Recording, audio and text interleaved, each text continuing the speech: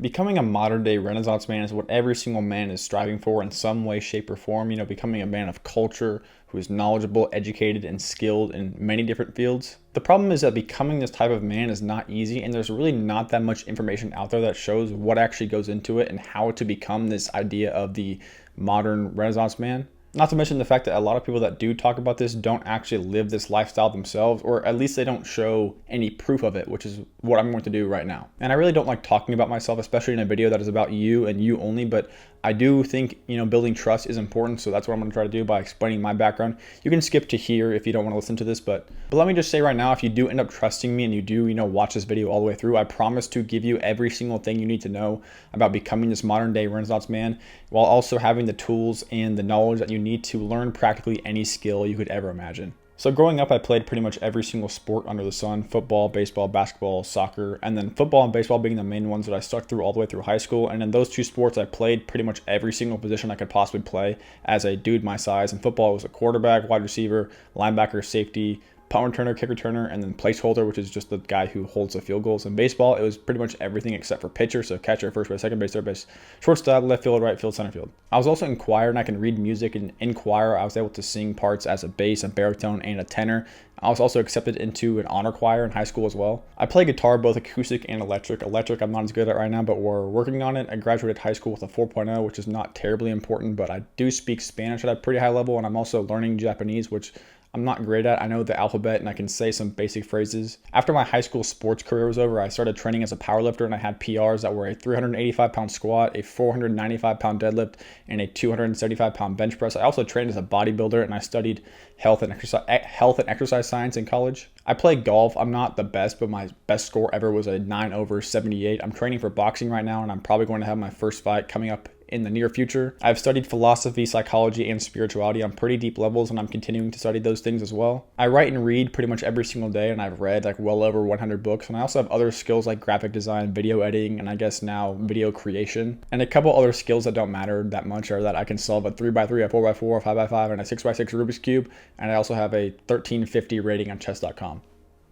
Now that we've got that out of the way, don't think that is me trying to brag. I just wanted to explain my background so you can kind of understand why I'm making this video, and you can take the things that I say and actually understand that they are coming from a place of truth. And again, it is completely up to you if you want to listen to me or not. I'm just on a mission to become a polymath, and living this life as a modern day Renaissance man, I feel is my life purpose right now. And so I figured I might as well share it with you as well. But enough about me. If you're still here, that means you probably trust me. So let's just get into the meat and potatoes and the reason why you clicked on this video in the first place. And so first of all, why would you even want to become this modern day Renaissance man? Why is pursuing this lifestyle actually worth it? And first of all, the world is moving in a direction that is going to favor the generalists over the specialists. The generalists being the people that have a wide range of knowledge in a bunch of different fields, and the specialists being the people that are, I guess, experts in one field. And so as a specialist, unless you are in the top 0.01% of your field, you are replaceable. And even then, even if you are in the top 0.01% of your field, you are still technically replaceable. And there's a quote from Naval that I think sums this up perfectly, and it's that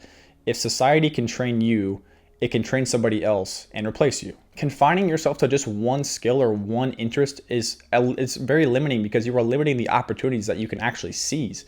Generalists are people that are adaptable, and so if they don't fit well in one specific role, they can seamlessly transition into another one because they have all these different skills and things that they actually are good at. So the more skills and the more specific knowledge you are able to add to your arsenal, the more unique you are making yourself, and the more you are able to separate yourself from everybody else. And you just continue to become more unique over time as you add skills and specific knowledge. And specific knowledge just means the knowledge that you cannot learn from a textbook or a school. It's the knowledge that you acquire from your unique experiences. And so another reason why you should want to become this modern day Renaissance man is that if you want to be an entrepreneur, you're basically going to be forced to become a generalist. And I mean, sure, you can make a living doing freelance work with video editing and graphic design and copywriting, whatever, or specializing in one role in a 9-to-5 job. But again, you are replaceable. And as a generalist, you have the ability to take all those skills, the video editing, the copywriting, the whatever, and you are able to use them for yourself in your own business. And again, You're almost forced to as an entrepreneur. And this is not me saying that being a specialist is a bad thing. Like, we need specialists in the world. They are very important. But all I'm saying is that you should not pigeonhole yourself into one role or one category if you don't have to. And then another reason why you should strive to become a modern day Renaissance man is the creativity and the insane cross-pollination of ideas that comes with learning new skills and having all this unique knowledge from a variety of different fields. And so what does this mean? So for example, the approach that I was using when I was playing baseball to hit is the exact same approach that I use now to seize opportunities. And it is the yes, yes, no approach. So in baseball, yes, yes, no means basically going up with the intention to swing at every single pitch until the last second you decide not to. So it's like yes, yes, yes, no. But I mean, it can also turn into yes, yes, yes, yes, because this is extremely important, because if you go up to the plate with the intention of not swinging, you get thrown a fastball, that thing is going to go right by your face. It doesn't matter how perfect that pitch is, you're going to miss it. You have to be ready to hit the ball every single time the pitch is thrown at you, and then you can decide at the last second if you want to not swing. And it's the same thing with opportunities, because if you are always open to new opportunities, you are going to be ready to accept them at all times. But if you're closed off, if you're in a no, no, no, yes situation in baseball or seizing opportunities, those are going to pass you by before you can even blink. And so by the time you want to swing or seize that opportunity, it's too late. And another example of this cross-pollination is like the crossover between like chess and boxing. And this is more traditional, but like, you think each opponent is gifted with their own set of pieces. They're both the same. And you can think of the pieces as either, your arms and your head and your legs, or the specific types of punches that are thrown. You both have the same tools at your disposal, but who wins the match is determined by who can focus for longer, who can use their pieces in a better way, and who can just outthink the other person. And another thing with athletics, and why I think every single young athlete should play as many sports as possible, is that the skills you acquire from learning one sport, they cross over into every other sport that you play. And like Patrick Mahomes, for example, the best quarterback, the best football player on earth, he is known for his insane arm strength and his ability to throw at different arm angles, but he would not have been able to do that if he did not play baseball. He had a baseball background, so he was used to throwing at different angles. He strengthened his arm because he was always throwing. And if he didn't play baseball, that would never have happened. He probably wouldn't have became the best quarterback in the entire world. And so for me right now, this like the speed and agility and awareness that I have from football, along with the rotational power that I built from baseball, and then the strength foundation from like bodybuilding and powerlifting, those all transition and then they cross over into boxing. The speed and agility is like the footwork aspect of things. The rotational power is, like when you throw an overhand punch or a hook, it's very similar to what you would do if you're throwing a baseball or swinging a bat. And then the powerlifting strength foundation and the bodybuilding stuff, that translates when you are like fighting inside and you have to push somebody around. That strength really helps. And of course, as you kind of step further and further into this lifestyle and you gain more experience, learning new skills, learning new things is going to become so much easier because of all the connections and all the prior experience you have learning other skills. And so where to start? Obviously, there's a lot that goes into becoming this modern day Renaissance man, because essentially what we're doing is trying to become a polymath. And so what I'm going to do right now is present a path to you. And you can think of it like levels in a video game, where you kind of gradually climb these levels as you gain more experience. But all in all, the goal here is to develop every single aspect of our being and not neglecting anything. And so as a level 1 Renaissance man, what you need to do is find one activity that trains your body, one that trains your mind, and one that trains your spirit. So what could this look like? Training your body could just look like going to the gym and lifting weights. Training your mind could look like just developing a reading habit and reading every single day. Training your spirit could just look like developing a meditation practice and meditating every single day. And you can already see, just by doing these 3 little things, you're already ahead of 99% of people. Most people aren't doing that. And this is only the beginning. And so the important thing here to understand is that we do not want to neglect any aspect of ourselves. So not prioritizing our body over our mind, we're looking for balance, and we want to eliminate as many weaknesses as we can. And obviously it's going to be impossible to eliminate all weaknesses, but that's exactly the point. There will always be something about yourself that you can work on and you can improve, no matter how small that improvement may be. So level 2 Renaissance man, once you've become accustomed to training your body, your mind, and your spirit consistently, you can begin to build on this foundation. And it's kind of important to be creative. And you can start to think if I can train my body by lifting weights, my mind by reading, and my spirit by meditating, how can I use my body? How can I use my mind? How can I use my spirit? So in other words, what are you doing all this training for? What is the outlet for it all? For the body, it might look like training for a sport like football or golf or baseball or boxing, or maybe you just want to focus on powerlifting or bodybuilding. What it is does not exactly matter as long as you are training for something. Going to the gym to just like get in shape is fine, but if you don't actually have a goal in the back of your mind, like an intention, a reason why you are there and why you are training, you're probably not going to push yourself nearly as hard as you could. And also, when you have a goal in the back of your mind, like an intention for why you actually do your training, getting up and going to the gym when you don't feel like it, it's going to be much easier because you kind of subconsciously understand that slacking off now or not going now, all that's going to do is just punish you later for when it's actually time to perform in whatever you're training for, whether it's a marathon, triathlon, a game, whatever it is. And so for using the mind, you're reading, you're collecting all this knowledge and information, but what are you actually using it for? And I think right here, this is very, very important, because if you don't actually have anywhere to use your mind to actually solve problems, all this reading, all this like knowledge you're collecting, it's not going to be of use. And so you need somewhere where you can use and apply the information that you learn by training your mind. And like reading, for example, this could be a business project or like posting on social media or just even a job role where you are forced to solve problems. It doesn't matter. Whatever it is, you need to have something that actually forces you to solve problems and use your mind and use the knowledge that you have learned by training your mind. You just need a reason why you are training your mind. And so for using the spirit, I think here it can be anything that allows you to express your creativity or your personality. And ideally, this is going to be something that's very similar to what you are using your mind for. This could be creating art, music, a video, anything that is a passion, something that you actually enjoy and allows you to be creative and express yourself in ways that nobody else could. And this is extremely important. Do not neglect this, because if you do not express your personality or your creativity in anything, you're neglecting the essence of who you are. And for me right now, this is making this video. I'm expressing my creativity and my personality right now as I make this video.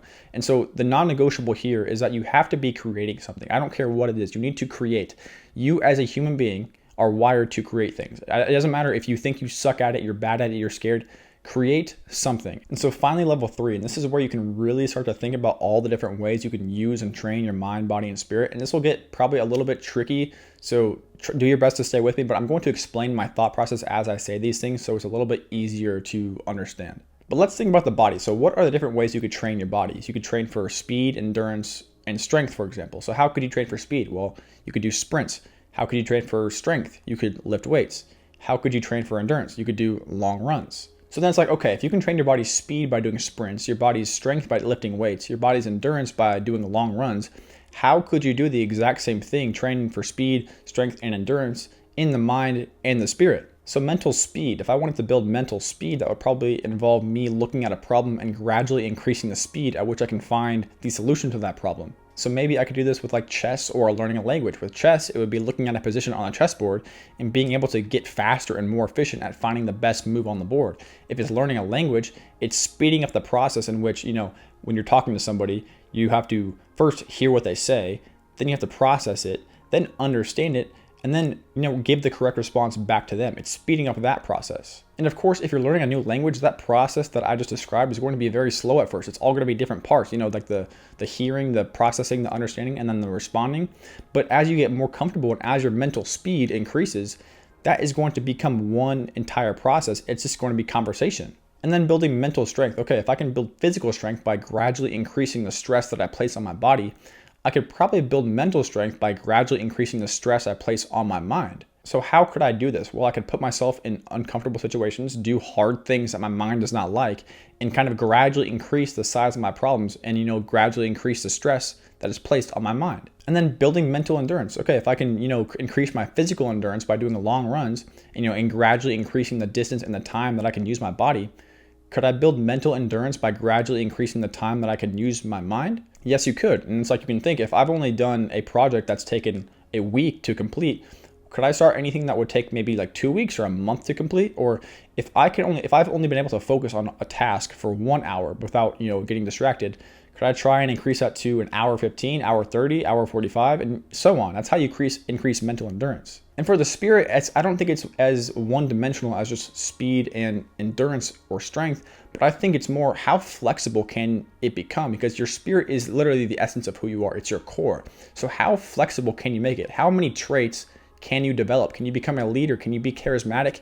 Can you be reliable? Can you be resilient? And do you see how far this can go? Do you see how far you can take pretty much any little thing and just extrapolate it pretty much anywhere you want?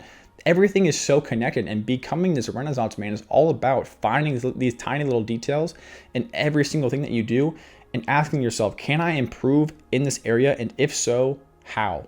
And so now tying it all together, if we want to become this modern day Renaissance man, we have to be able to learn skills at a pretty fast pace. And we want to make the skill acquisition process pretty much the same no matter what skill we are learning. And obviously it will look a little bit different for every skill that you learn, but for me, how I learned guitar is exactly how I learned chess. How I learned chess is how I learned boxing, and how I learned boxing is how I'm currently learning YouTube. And so whatever you're trying to learn, whatever skill you're trying to get good at, you will do so by, adhering to the principles that I'm going to show you right now. And so the first principle, and probably the most important one, is dedication and discipline. And honestly, dedication to discipline. And so you have to understand that no matter what skill you're trying to learn, what you're trying to get good at, you have to be able to commit to show up consistently as much as you possibly can and have the discipline to maintain that consistency over time. And just that alone, just that idea of showing up every single day and sticking with it for a long period of time, that is going to put you ahead of so many people. And I want to put the emphasis here on consistency, because practicing a skill or anything for 15 minutes every single day,